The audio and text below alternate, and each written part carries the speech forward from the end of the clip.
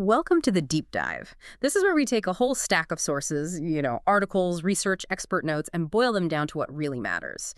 Think of us as your shortcut to getting genuinely up to speed, often with some surprising facts thrown in and hopefully enough interesting bits to keep you listening. Today, we're diving into something really close to home for a lot of us. Our dogs, our amazing canine companions. We all love them, right? But let's be real, sometimes our furry friends can, present some interesting challenges. Oh, definitely. Yeah, maybe it's the dog who thinks the kitchen counter is a buffet, or the one pulling your arm off on walks, or maybe jumping all over guests the second they walk in. Common stuff. It really tests your patience, and our first instinct might just be to yell no, or, bad dog, but, as our sources really dig into, that rarely actually works long term. And that's exactly why we're here today. This deep dive is meant to be your roadmap, sort of, to understanding what does work in dog training. We've sifted through a ton of expert material certified trainers, behavioral scientists, experienced owners, pulling out the key insights and some genuinely surprising facts. Yeah, our mission is basically to help you maybe rethink your approach to training, strengthen that bond with your dog, and give you some clarity without, all the information overload you usually find. So let's get into it. It's really fascinating because understanding how dogs learn is not just about sit or stay, it goes deeper. It's rooted in behavioral science. Okay. Dogs learn from interacting with everything around them, their environment. Kind of like us, actually. So it's more about understanding how their brains tick, not just barking orders. What are the big scientific ideas we need to grasp? Well, the foundation really rests on two main learning processes. First up is operant conditioning. Okay, operant conditioning. I've heard of that. Skinner, right? That's the one. B.F. Skinner. Ah. It essentially shows how a dog's behavior is shaped by what happens after they do something. The consequences. We often talk about 4 quadrants here. They describe how you can either make a behavior happen more often or less often. Okay, let's quickly define those. They seem pretty important. Absolutely. So to make a behavior stronger, you use reinforcement. Positive reinforcement is probably the most talked about. That's when you add something the dog likes right after they do the behavior. Like giving a treat for sitting. Exactly. The dog sits, bam, gets a tasty treat. They quickly learn, hey, sitting gets me goodies, so they're more likely to sit again. Then you have negative reinforcement. Now, this one tricks people up sometimes. It also strengthens the behavior, but it does it by removing something unpleasant or annoying. Removing something bad. Okay, how does that work? Okay, imagine you're walking your dog and they start pulling like crazy. You just stop walking, dead still. The pulling is, let's say, uncomfortable or annoying for the dog too because they want to go forward. The moment the leash goes slack, even a little bit, you immediately start walking again. The dog learns that slacking the leash removes the unpleasant stop, making them more likely to keep the leash loose. Ah, okay. That makes sense. So both reinforcement types make a behavior more likely. What about making a behavior less likely? Weakening it. Right, that's where punishment comes in. And again, 2 types. Positive punishment means you add something unpleasant to decrease a behavior. So adding something bad, like a leash correction. That we'll get into the issues there later, I imagine. Well, yeah, that's often how it's used, though ethically questionable. A less controversial example might be if your dog jumps on you and you immediately turn your back. You've added the undesirable consequence of losing your attention. They're less likely to jump next time to get that attention. Okay. And the other type? Negative punishment. This is when you remove something the dog wants to decrease a behavior. Think about playing with your puppy and they nip your hand a bit too hard. Ouch, yeah. You immediately say, oops, and pull your hand away, ending the game for a few seconds. You've removed the fun playtime, the desired thing, so the puppy learns that nipping makes the fun stop. Got it. So operant conditioning is all about consequences, adding or removing, good or bad. What's the other big learning principle? That would be classical conditioning. Pavlov's dogs, right? The bells and the drooling, yes. Exactly. This is about dogs forming automatic associations between 2 things. The bell predicts food. The jingle of your keys predicts a walk. A certain tone of voice might predict trouble. It's about creating these often involuntary emotional or physiological responses to cues. Like my dog practically vibrating with excitement the second I even touch his leash. He's definitely classically conditioned. Precisely. And, beyond those 2 main ones, dogs learn in other ways too. There's non-associative learning. Non-associative, meaning no reward or punishment involved. Right. It's just changes in behavior from repeated exposure to something. Like habituation, your dog might bark like mad at the garbage truck the first few times. But eventually they just ignore it because nothing good or bad ever happens when it comes by. Okay, they just get used to it. Yeah. And understanding that helps us with things like desensitization, where we slowly help dogs get comfortable with things they're scared of, like, say, the vacuum cleaner, by gradually exposing them in a safe way. And then there's observational learning, dogs learning by watching. Ah, like monkey see, monkey do, but doggy see, doggy do. Sort of. Puppies watch their moms, dogs watch other dogs, they even watch us. Ever seen a dog figure out how to open a door or a cabinet just by watching you do it? Guilty. Mine learned how to nudge the pantry door open that way. They're always watching, always learning, which means what we do really matters. Okay, so they're like little sponges soaking everything up. What about like actual thinking, problem solving? Good question. That leads us to cognitive learning. This is about more complex mental processes, acquiring information, processing it, even things like inferential reasoning. Inferential reasoning, like figuring things out. Yeah. Like, think about dogs who learn the names of dozens of toys without specific training for each one. They might figure out the name of a new toy by elimination just because they know the names of all the others you asked for. It really shows their intelligence. Wow, okay. So knowing all this science, how their brains actually work, how has that changed how we approach training now?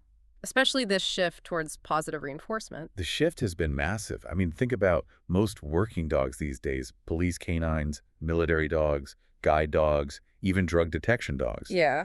They're overwhelmingly trained using reward-based methods now. It's just recognized as way more effective and, importantly, more humane. Why is that? What makes it better? Well, it creates a positive learning atmosphere, right? The dog feels safe, motivated, they want to work with you.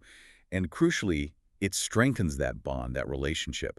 It doesn't rely on fear or stress or anxiety, which, unfortunately, some older punishment-based methods can really induce. So it's better for the dog's emotional state and gets better results. Makes sense.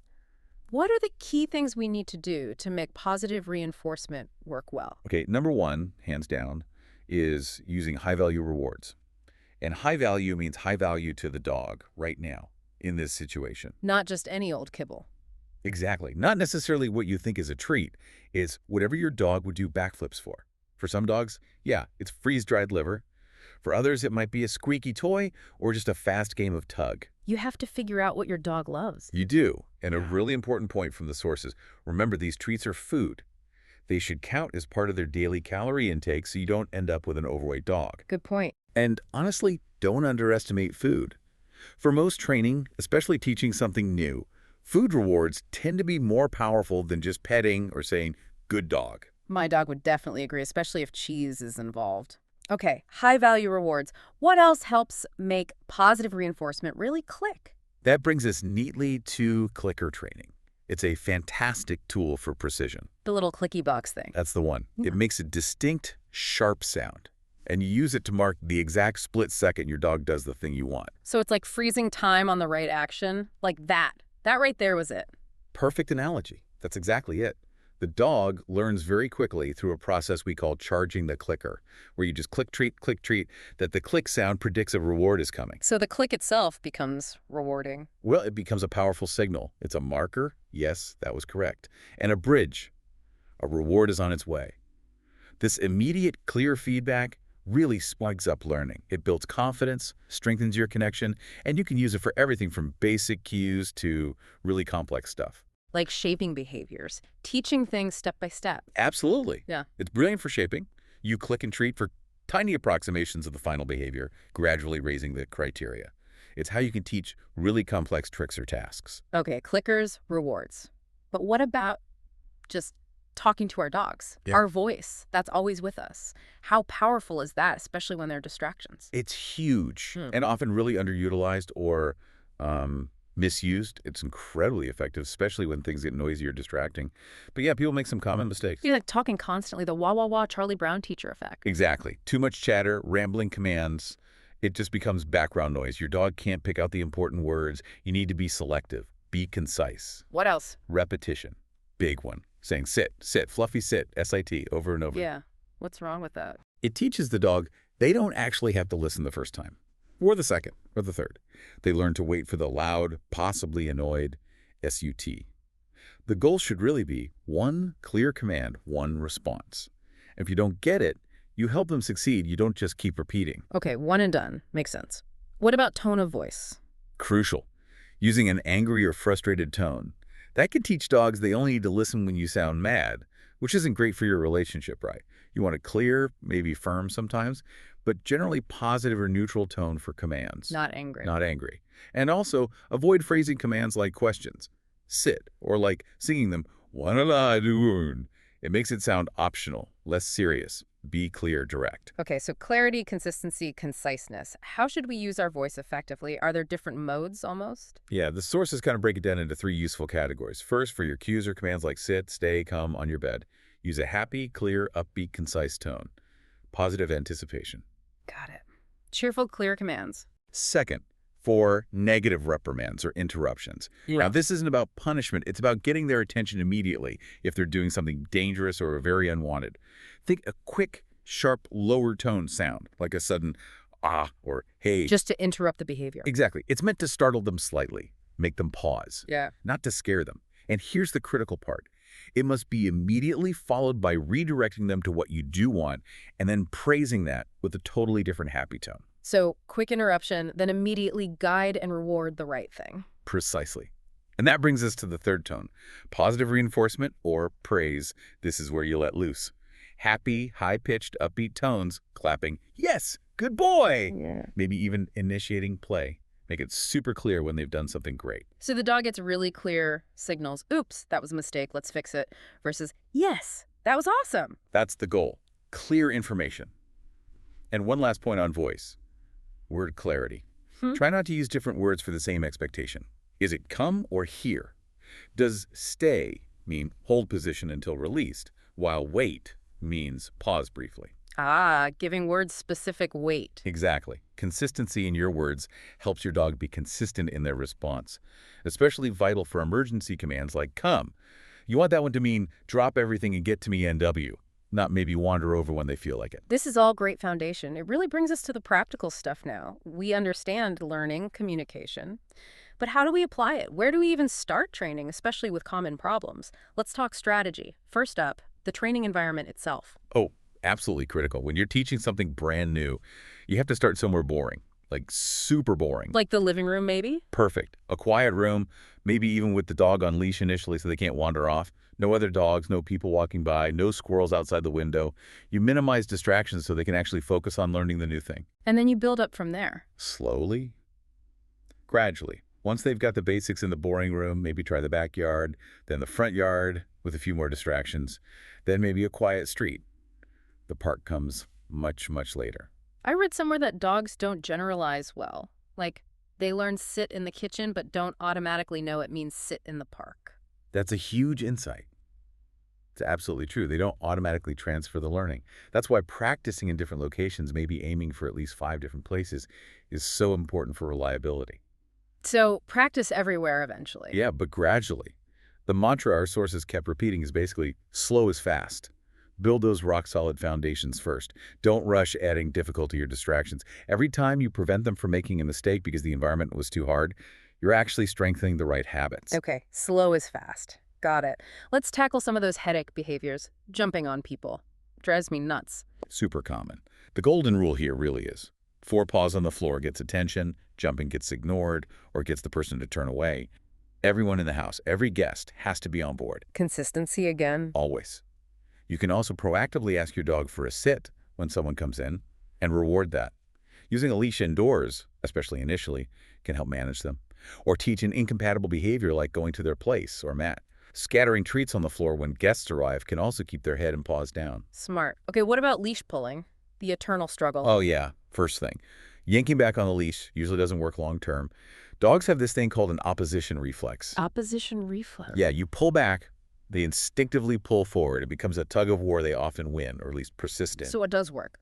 Practice. Start inside. Practice walking nicely beside you for just a few steps in the hallway. Reward heavily. Then try the backyard, then the quiet front yard. Gradually increase the distance and the level of distraction. Reward, reward, reward for walking close on a loose leash. Tools like head halters or no-pull harnesses, do they help? They can definitely help manage the pulling while you're training. They make pulling less comfortable or effective for the dog.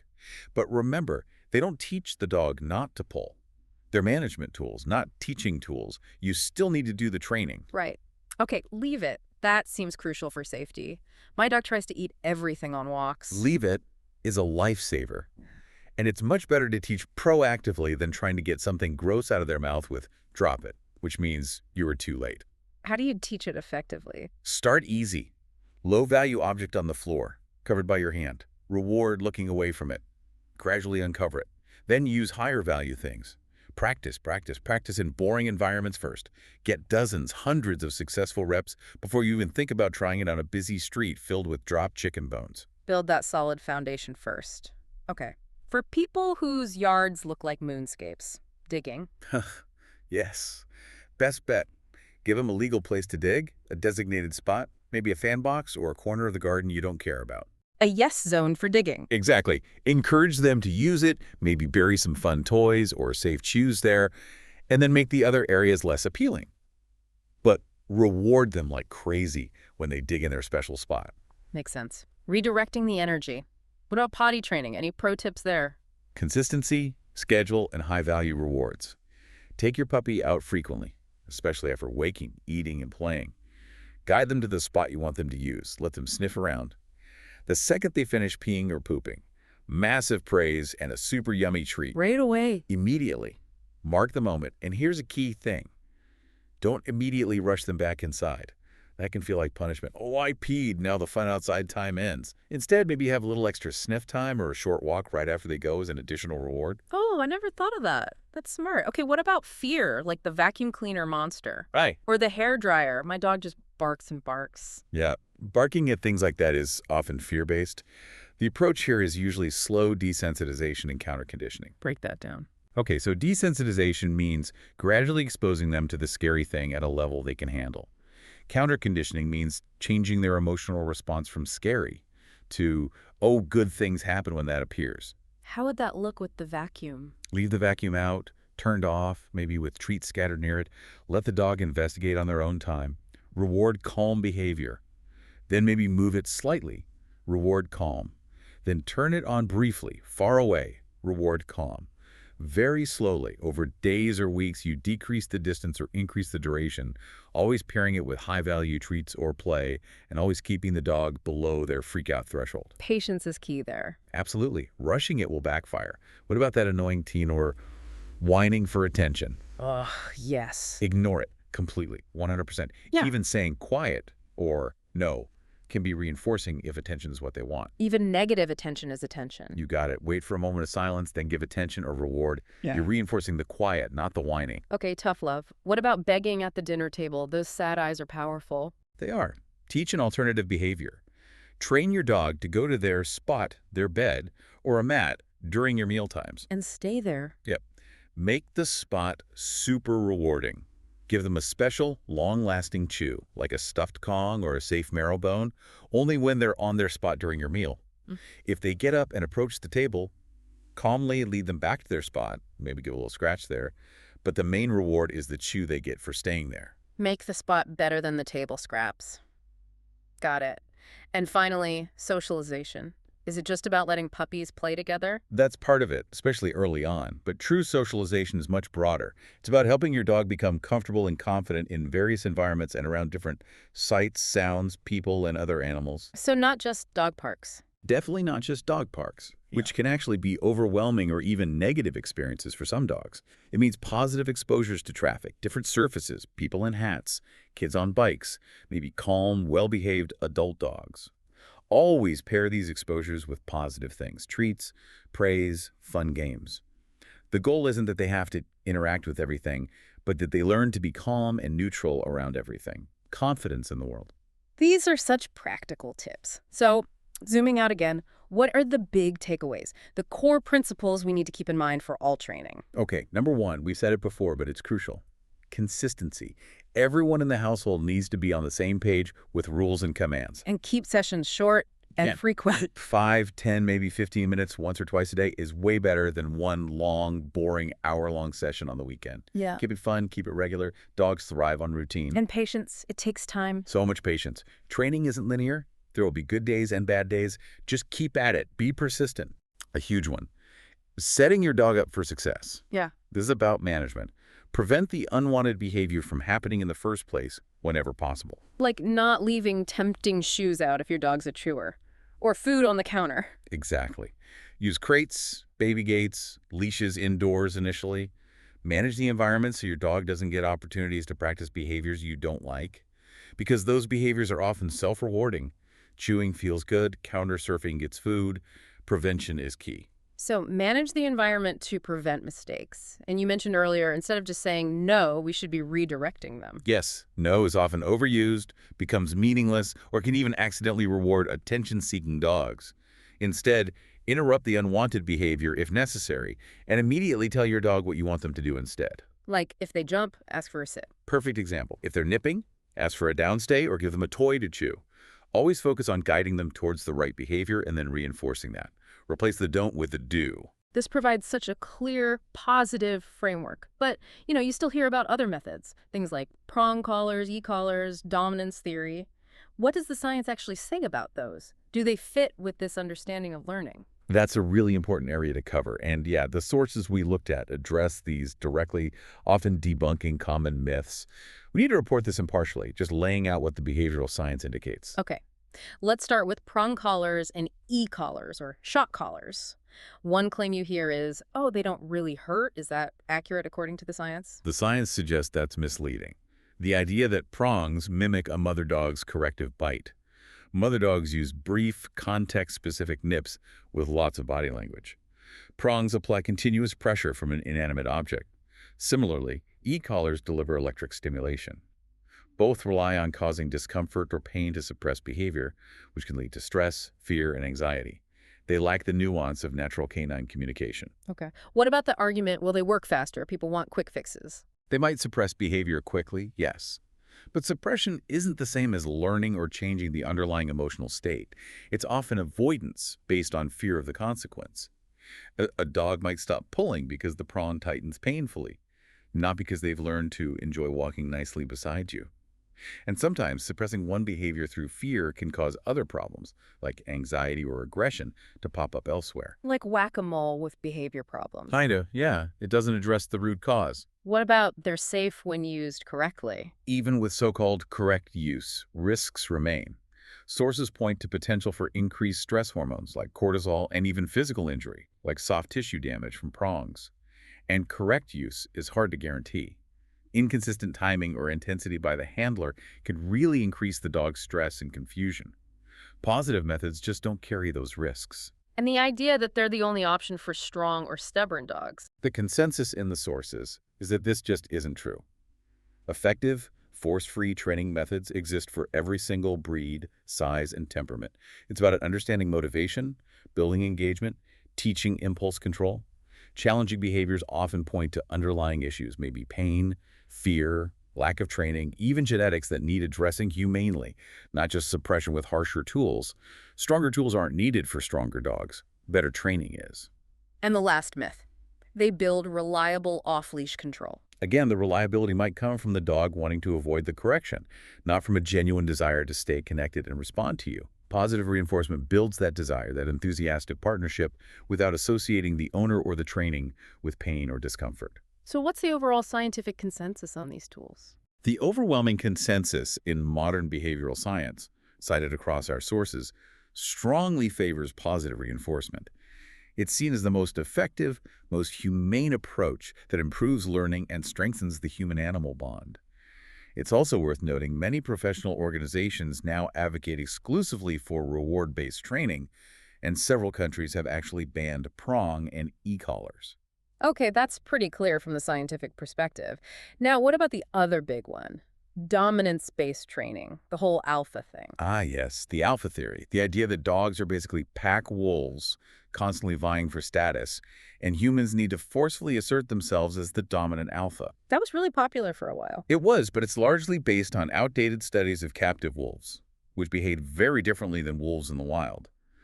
More recent research shows wild wolf packs are typically family units, with parents guiding the offspring more like leadership than forced dominance. So the whole foundation is shaky. Very shaky. And applying it to dogs is problematic.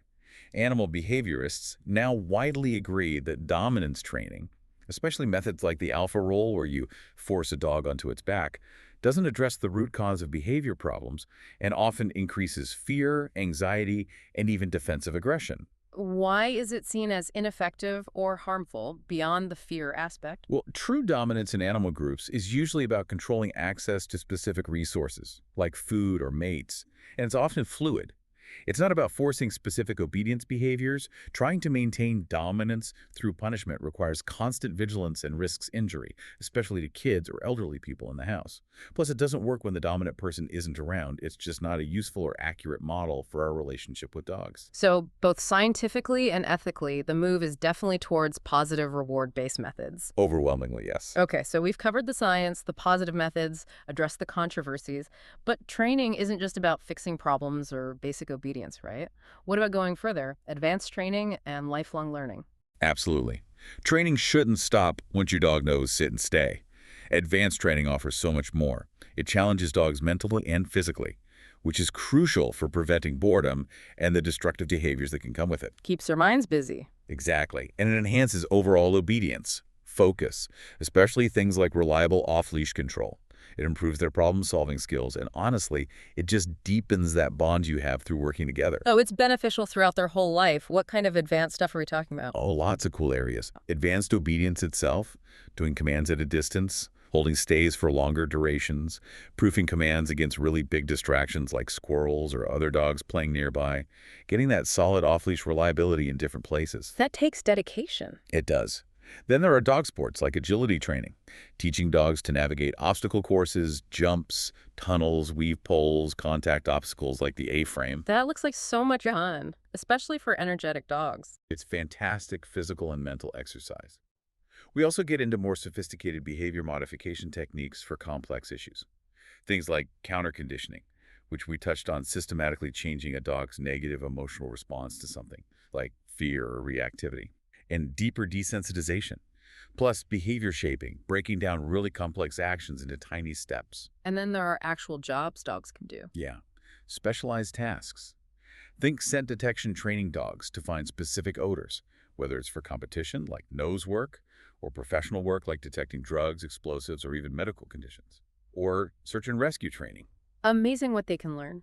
It really is. And for people who love competing, there are all sorts of competitive dog sports beyond agility, like competitive obedience, rally, herding trials, each requiring specific training, routine development, proofing for the ring environment, and skilled handling. Wow, it really sounds like the possibilities are almost endless. Pretty much. And that's the beauty of it. It highlights lifelong learning.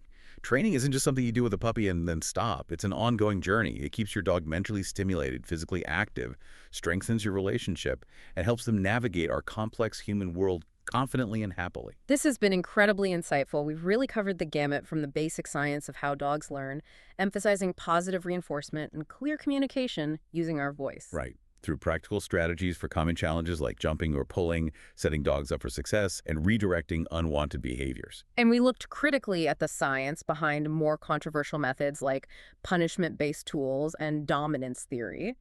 Finishing up with the benefits and excitement of advanced training and seeing it as a lifelong journey. The core message really is that effective, humane training comes down to understanding our dogs, using positive reinforcement, being clear, consistent, and patient. Absolutely. So as you're thinking about all this, maybe consider this. How can even small, consistent changes in how you interact with your dog lead to really big shifts in their behavior and in your relationship together? Yeah, what's maybe just one small positive change you could try implementing today? Just one step you could take to unlock even more of your dog's incredible potential. Keep learning, keep watching your dog. They teach us so much. And, if you're feeling stuck, don't hesitate to reach out to a qualified, certified, force-free professional trainer for guidance. Definitely. But remember, you've got this. You can build that amazing partnership.